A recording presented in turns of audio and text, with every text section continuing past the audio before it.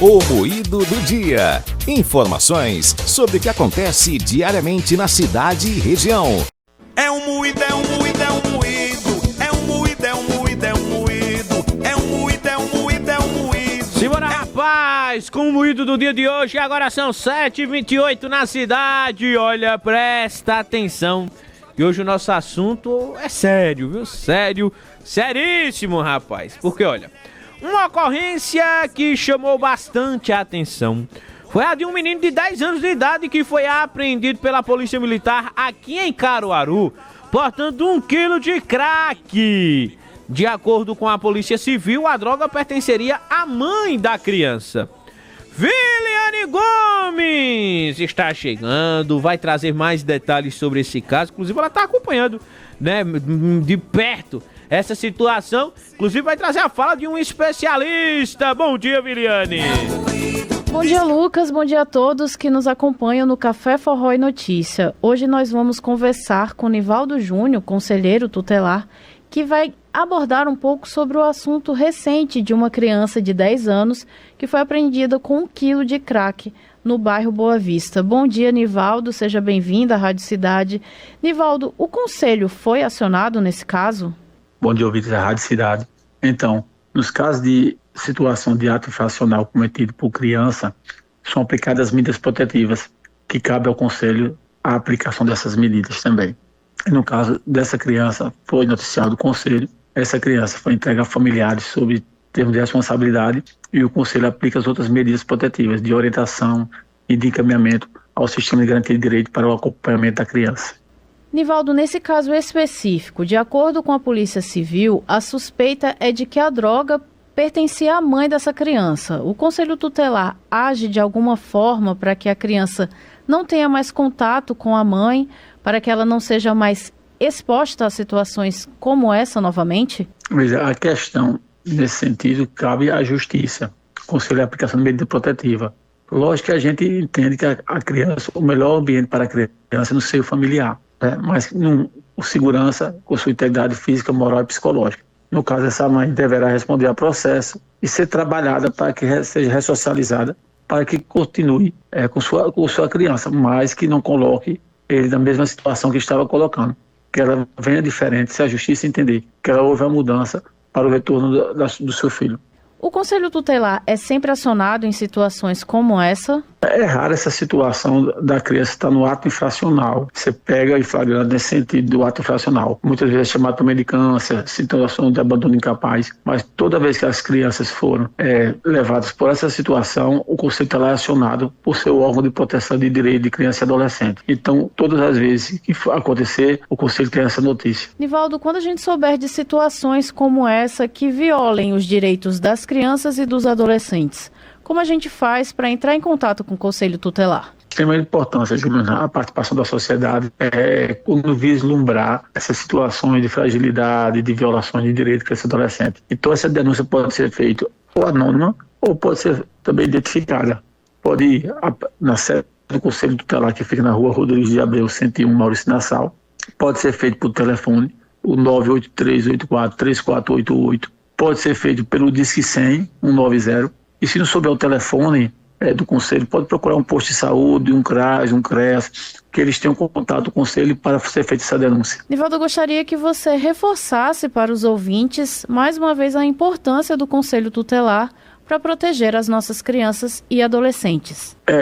O Conselho Tutelar tem uma medida relevante na sociedade, né? Porque ele aplica essas medidas protetivas para a criança e adolescente que tem seus direitos ameaçados ou violados. O intuito do Conselho Tutelar não é tirar a criança de pai e de mãe, mas que os seus direitos deles sejam resguardados, seja ele a vida, a saúde, ao respeito, à dignidade. Então, o Conselho tem essa importância porque é a ponta que está em contato com a família. Então, qualquer necessidade, qualquer questão que se veja que está sendo ameaçado, não precisa ter confirmado o fato, que seja acionado o Conselho Tutelar para que nós possamos fazer com que esses direitos dessas crianças e adolescentes sejam resguardados e que ele viva numa convivência familiar harmoniosa com sua mãe. Muito obrigada, Nivaldo, por sua participação no Moído de hoje. Ouvimos Nivaldo Júnior, que é conselheiro tutelar, e conversou um pouco com a gente sobre a função do Conselho Tutelar, em especial da atuação do órgão nesse caso que aconteceu recentemente aqui em Caruaru. Volto contigo, Lucas. É um moído, é um moído, é um moído. É um moído, é um moído. Obrigado, Viliane, aí pelas informações, e a gente segue falando sobre esse assunto, porque agora Patriota Júnior está chegando, rapaz, para conversar com um advogado sobre esse caso. Inclusive, ô Patriota, a criança em si, ela responde de alguma forma por esse crime? Muito bom dia. Chego em casa. É problema. Oi, Lucas, bom dia para você, bom dia a todos. Pelo menos nesse primeiro momento a criança não responde, né, por essa situação. É um caso que segue repercutindo, né? Esse menor de apenas 10 anos que estava aí, foi localizado pela polícia com 10 quilos de crack, né, de acordo com informações repassadas aí pela polícia. Ele estava em uma bicicleta entregando essa droga que seria aí da própria mãe. A gente conversa agora sobre esse assunto aqui com o doutor Eduardo Florencio, que é advogado. Doutor, bom dia, bem-vindo à Rádio Cidade. A criança, ela pode ser responsabilizada de alguma forma depois? Ela pode ser internada ou não? Bom dia, Patriota, bom dia, Lucas, bom dia a todos que estão aqui ouvindo a Rádio Cidade. Ouvindo e assistindo, né, a Rádio Cidade. Bem, o Estatuto da Criança e do Adolescente, ela não permite que as crianças menores de 12 anos respondam de forma criminalmente. Ela vai responder pelo ato infracional, mas que o que é que ocorre nessa situação? Ela é conduzida à delegacia, no máximo, tá certo? Não pode ir, inclusive, na parte de trás da viatura, porque senão os policiais podem responder. Existe um entendimento sobre isso. E quando chegar lá, o delegado, o responsável pelo inquérito, vai chamar os pais dos responsáveis e entregar essa criança bem no termo de responsabilidade. Mas ele não vai responder. Fazendo a correção, né? Foi 1 quilo de crack, né? Na realidade, fazendo essa correção aqui. E doutor, como os responsáveis pela criança podem ser responsabilizados? Bom, aí a Polícia Civil vai fazer uma investigação sobre isto, ver a participação realmente do pai ou da mãe que teve responsabilidade sobre isto.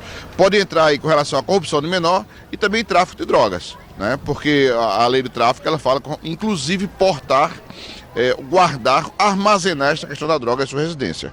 Mas vai existir uma dificuldade grande aí com relação à Polícia Civil e a penalização dessa mãe ou desse pai que eventualmente utilizou-se desse menor para a utilização desse porte, né? Desse transporte ou porte ou venda dessa droga. Como também fica a questão da guarda desse menor?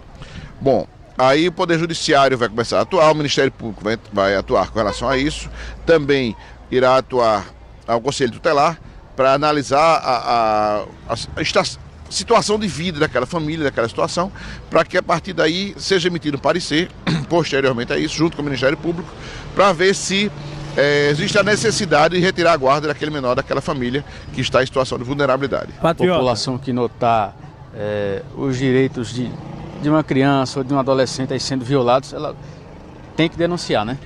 Tem que denunciar. É dever de todo cidadão, de todas as pessoas que virem qualquer situação dessa vulnerabilidade, porque a criança ela é vulnerável.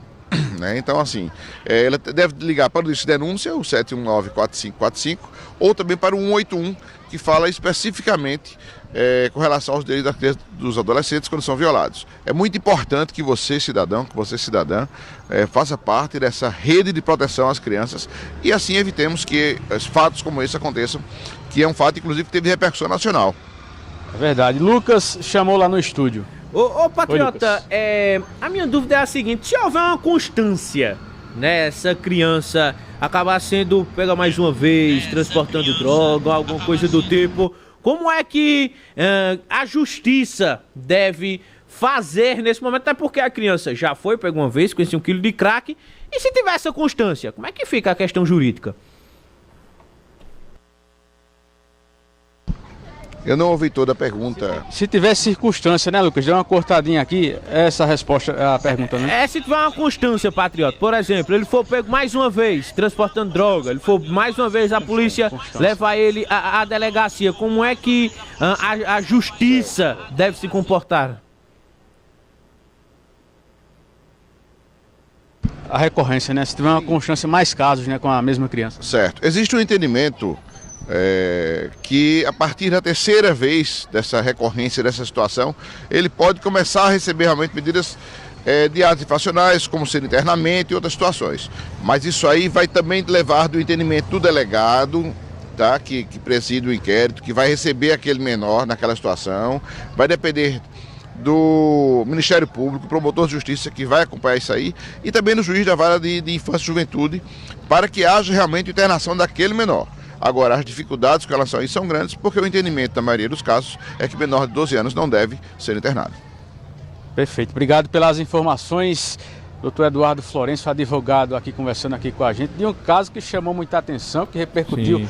até nacionalmente, né, Lucas? Criança de 10 anos, um menor aí que deveria estar na escola, fazendo qualquer outra atividade aí nessa situação, distribuindo drogas, né? Eu volto com você. Pois é só pra gente encerrar aqui, eu queria tirar mais uma dúvida com o doutor Eduardo, que é a questão da mãe. Se a mãe for pegar agora, como é que fica essa situação? Porque ele livrou flagrante, né? Já que o caso aconteceu nesses últimos dias. Então, a mãe hoje, ela se responsabilizaria por qual crime? Pela questão da criança, pelo tráfico, até porque mais drogas foram encontradas na casa deles. É verdade.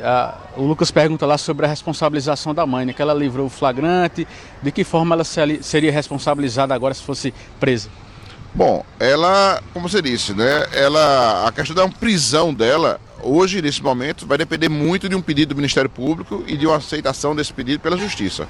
Mas ela pode ser responsabilizada por corrupção de menor e pode ser responsabilizada por tráfico de drogas. Agora, a investigação policial da Polícia Civil é que vai determinar se isso vai ocorrer ou não, porque vai existir uma dificuldade muito grande. Será que realmente ela vai assumir que aquilo ali era dela? Então, assim, existem várias questões, vários fatores que dependem muito dessa investigação.